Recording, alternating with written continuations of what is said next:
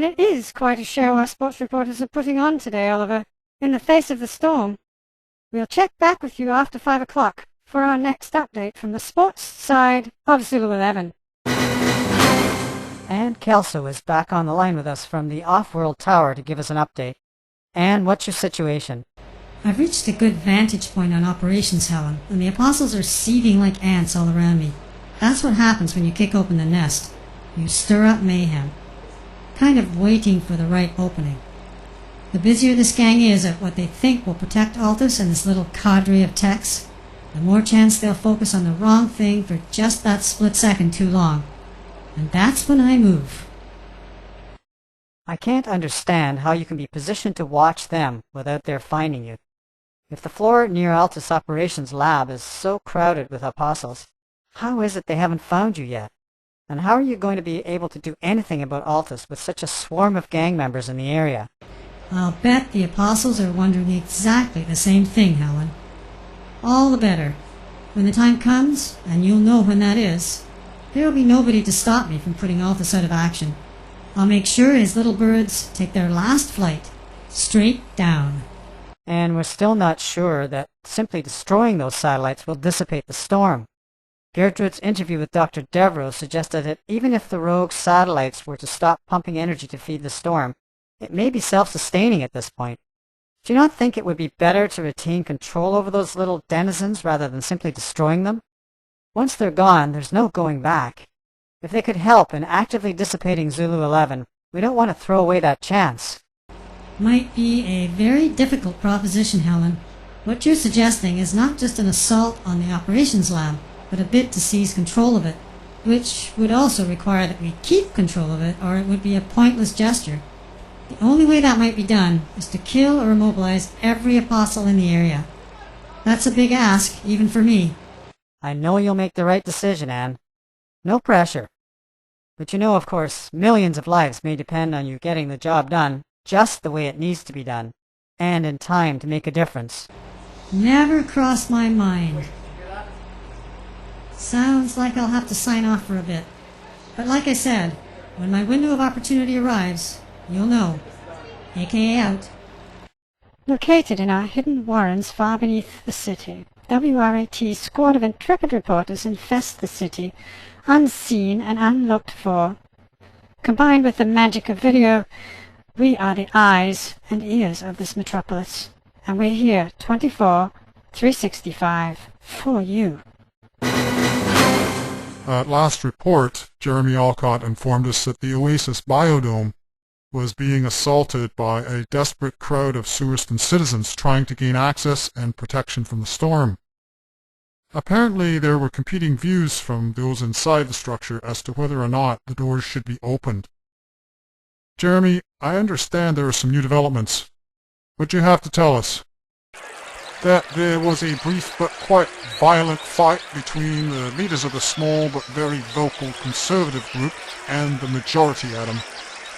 The smaller group were not afraid to back up their selfish views with violence, but it was quickly defused due to sheer force of numbers.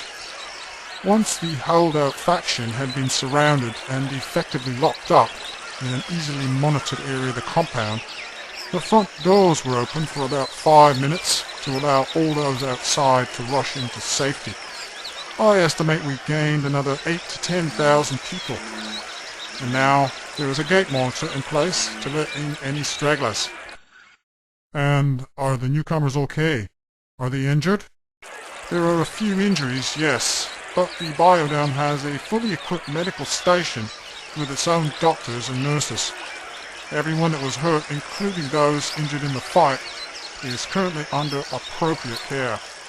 The real concern is that some of the new people have discovered who was responsible for keeping them out there in a storm for so long. We're posting a strong guard on the holdout faction to keep them from being attacked. Sounds like a powder keg just waiting for a spark, Jeremy. I hope you can prevent any further violence. And do you think there'll be many more finding their way to you from the storm? Have you seen it out there, Adam? Hell hath now greater fury. I don't think anyone else is going to come through those doors. But you are keeping a watch all the same. You never know how someone might manage to cope with that deadly weather and make it to your doors. They would have a story to tell indeed, Adam. I'd be all over them. And the biodome itself, Jeremy. It's holding up as advertised against the storm to end all storms? So far, so good, Adam. But you said it yourself. It is really the storm to end all storms. No structure in the world will survive. It'll be only a matter of time. We are still hoping for good news from Aunt Kelso, as I am sure you are too. I know things hang in the balance, but at least you have a more pleasant place to await the final verdict than most. Can't argue with that, Adam. I'll head over to the main entrance now and keep an eye on the gate. We'll report back if there's anything new. We've been able to contact Gregory Estefan again, where he and a group of Suiston citizens, many of whom are injured, are fighting for their lives in Suiston North. They've taken over the middle floor of a 3-story Celestial department store, and from CityCam 1188 you can see that the store has been severely affected by a combination of the weather and the reckless actions of an unidentified group of wild looters.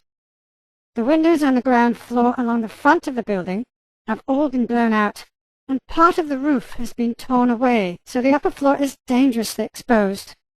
Gregory, what else can you tell us? That we are holding our own, Lana, but only just. The gang that's moved into the lower floor have tried 3 times since we last talked to force their way upstairs. But we have all 3 stair access points barricaded, and up to now we've held them off. They are armed with whatever they can find, and they certainly do not come in peace. It's distressing to see how quickly the chaos we're all going through can strip away some people's sense of human decency. How are you defending yourselves, Gregory? I thought many of your people were injured. And many are, Lana, but we also have a good 70 or 80 who are fully able-bodied, and we've plenty of things to throw at anyone trying to mount the stairs. So far, such unlikely projectiles as pots, pans, and toasters have been sufficient to keep them below. I'm estimating they have about 30 or 40 in total, mostly male in their 20s. Probably part of a gang before this all happened. And this is just the kind of excuse they need to start...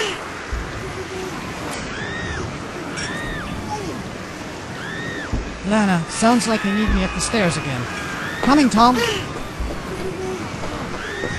How many this time? 10, maybe 12. Looks like they're trying all 3 stairs at the same time. Leave us alone. Can't you see everyone's just trying to survive? Easy for you to say. You with all the food and water, medical supplies, bedding, warm clothes. But we found the guns now, and we're not afraid to use them. Greg, what do we do? Let them up, Tom! Plan B. Everyone, Plan B. Before we're all killed, let these maniacs up! Lana, if you're still there, we're going to need help. These guys are pissed. Now they're armed. Let's take them now, all at once. They're letting us up. No way you make it out of here now. Now, everyone, let them have it.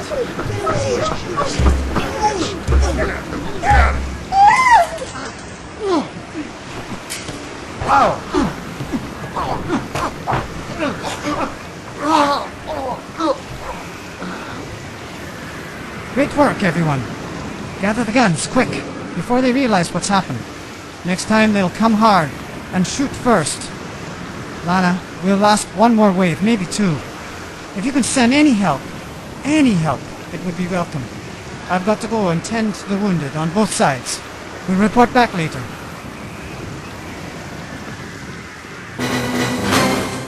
As we learned from our last contact with Daniela at the South Suriston Supermall, the SSF have moved in on the kidnappers and should by now have them in custody, and the mayor and his people secure. We have Daniela on the line again from somewhere in the beleaguered mall complex. Daniela? Adam, as I reported last time, the concern now is not so much for the mayor and his staff, but for the safety of this mall and everyone inside it. I've just finished trying to persuade the SSF commander on site here to evacuate everyone to the mall's subsurface levels in case there is a major explosion. Judging by Sergeant Tremblay's response, Source and security are hiring more for muscle and maneuverability than for tactics. He flatly refused to consider my concerns, so I'm kind of on my own on this now. Meaning what, exactly? Do they have you restrained? Not anything so drastic, but they are keeping me out of the marshalling area the kidnappers were defending. Which means I don't know how many of them are down, how many escaped, or what the mayor's status is. What I can tell you is that I spotted an SSF sniper clinging to the dome's structure about 30 meters up. She looks hurt, and I'm on my way up to help her. She must have been posted out of normal sight lines to keep the kidnappers pinned down. And maybe from this close to the edge of the wave pool where the kidnappers were hiding, I'll be able to get a good view of the scene. Nearly 20 meters up so far. I'm climbing fast. It seems you're the right person to be on the scene over there, Daniela, scaling that dome and almost every other climbable object in the place. Just remember, you've had a pretty rough treatment yourself today. Don't put your life and that of anyone else at risk.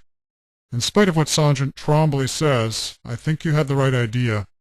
It's very likely a major explosion was in the plan, and the smaller time charges you're dealing with right now only serve to show what these apostles are capable of. I'm not so sure, Adam. What possible purpose would it serve? Oh my god! They wouldn't! What's happened, Daniela? Are you alright? That blast. You heard it. Very close. The entire area the kidnappers were defending was just blown sky high. Debris scattered in all directions, and the area was filled with SS officers. Not to mention the mayor, the kidnappers. Why would they do this? My God, why would they? Daniela, remember where you are and try to stay calm. You don't want to fall from that far up. Before the area blew, did you see any sign of the mayor or his kidnappers? Or did you only see SSF? I only glimpsed the barricaded area. But you're right. The only figures I noticed were SSF. Not a sight of any others. Do you think they set the whole thing up to draw in the SSF? There's no way to be sure until you get a good view of how things stand down there. But if they did set it up, they must have faked the initial effectiveness of the SSF barrage. Remember when the SSF first sent in the stun grenade volley? You saw everyone down. I know, but I didn't pay a lot of attention afterwards. I was too focused on getting to the ground and closing the distance. Those stun grenades did hit the area. How could they only pretend to be disabled? Okay, I'm up beside the sniper. She's been hit. They must have seen her, maybe the same guy that took me out on the Ferris wheel. But the good news is, she's roped, and is wearing a top-quality tensile spool dispenser. I can use that to lower her to the ground. Just wait a second. I see movement at the marshalling area, through the smoke. Hang on while I adjust my headset to zoom in better. Gotcha. That's what I was beginning to suspect, Adam. The mayor, he appears to be in charge. What do you mean, in charge? I thought he was still tied up. I don't think I'm supposed to be seeing this, Adam. But now the SSF people are all down, the kidnappers are up and moving again. And the mayor looks like he's giving the orders. Where am I? Adam, I've got to get this woman down. I'll try to find out more and get back to you. Maybe we'll eventually figure this all out. This is WRAT AM1700 The RAT.